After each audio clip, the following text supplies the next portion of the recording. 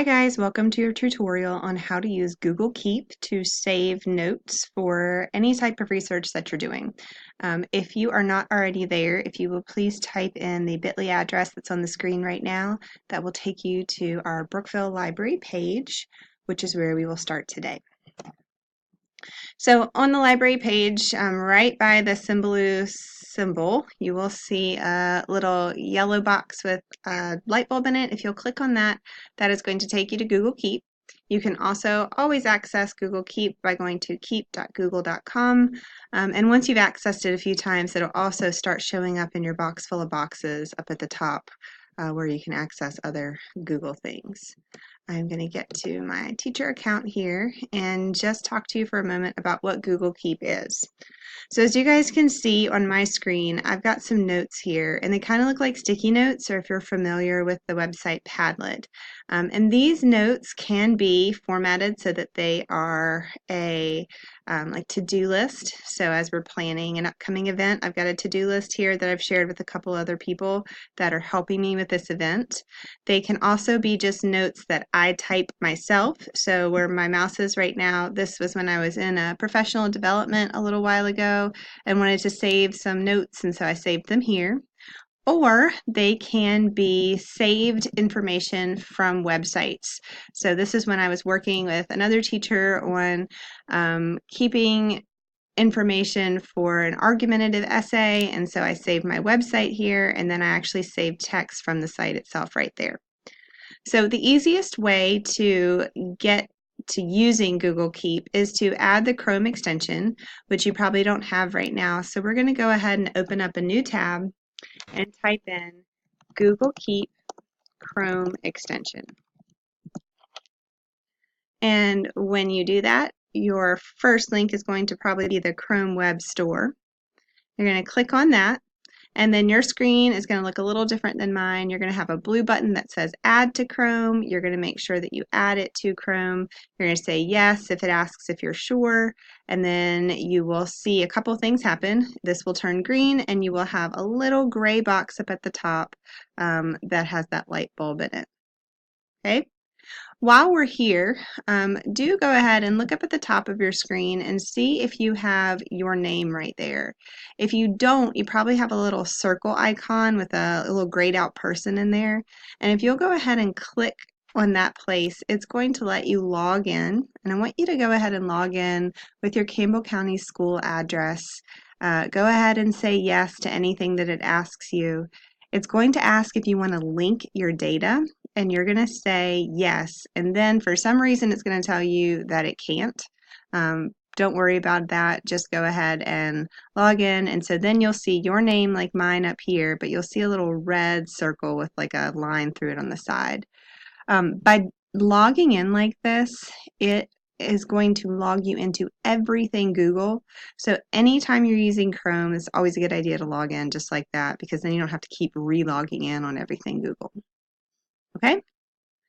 All right, so I'm going to just show you really briefly how Keep works, and then you can explore it a bit on your own. So once you've got your extension added in, you're going to go ahead and exit out of this. And let's say that I am doing some research on genetic disorders. I type that into Google. I find a site that looks pretty good. So as I've been working, let's see about this one. Okay. And let's say that as I'm looking at this site, I decide that this one's probably going to be helpful for me. So the first thing that I can do is I can just come up here and I can click on my gray Keep, and it's going to turn yellow. And that means that I've now saved this site. And now I've got a couple different things I can do. First of all, if I want to get a quote, remember a quote is word for word from the source itself, I can use this very similarly to how you may have used Diigo in the past, where I can just highlight, and then I come up here and click my yellow note, and I'll now have that in my note. All right? So I can do it that way. The other thing that I can do is I can actually just type right in this note as well. So I could do some paraphrasing or some summarizing right below. This is my paraphrase. And I can save information that way. Okay? Once I've saved something here, when I go back over to Keep, notice that I now have a note that has that information in it. Okay, now once you have a note, you can title it what you want. So maybe this is Intro to Genetic Disorders, so I remember what it is. I can also add collaborators to my note. So if you happen to be working with a partner, you could come right here. And maybe today I am working with Miss Wolk. I can save that, and now that's shared with her. If I want to keep things a little organized, I can color code my notes. So maybe green notes are all about introduction to genetic disorders. I can add pictures. I can add a reminder for different things. But one of my favorite things that you can do in Keep, and that makes it much easier to use, is you can create labels. So right now in my Google Keep, I've got a bunch of stuff in here.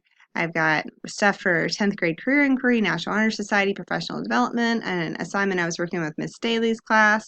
I want to make one just for genetic disorders so that I don't keep getting my stuff lost. So I'm going to do that. And now I've got a label on the side, and I can add a label and move it to the right place. Okay, so that's one really easy use of Google Keep. The other thing that Google Keep is really good at is if I'm searching for images. Remember that I'm always going to search for Creative Commons images because those are the ones that allow me to actually use them. Just doing a simple Google search and grabbing the first thing that you find will more than likely end up giving you something that you're not supposed to use because it's copyrighted. Right? So maybe I really like this image and I would like to save it. I can right click on the image. Right click right here. Go down to Google Keep Chrome extension and I can click either Save Current Page, which would be this whole Wikipedia page, which I don't want to save because remember we're not going to use Wikipedia for this, or I can just click Save Image to Keep.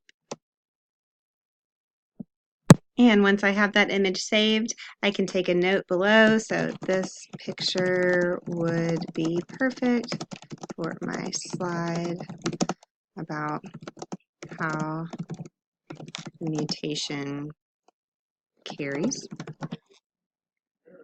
I can do all the same things that I would do in a normal note. So I can add my label. So I can go ahead and just add it right here so I don't get it lost somewhere else.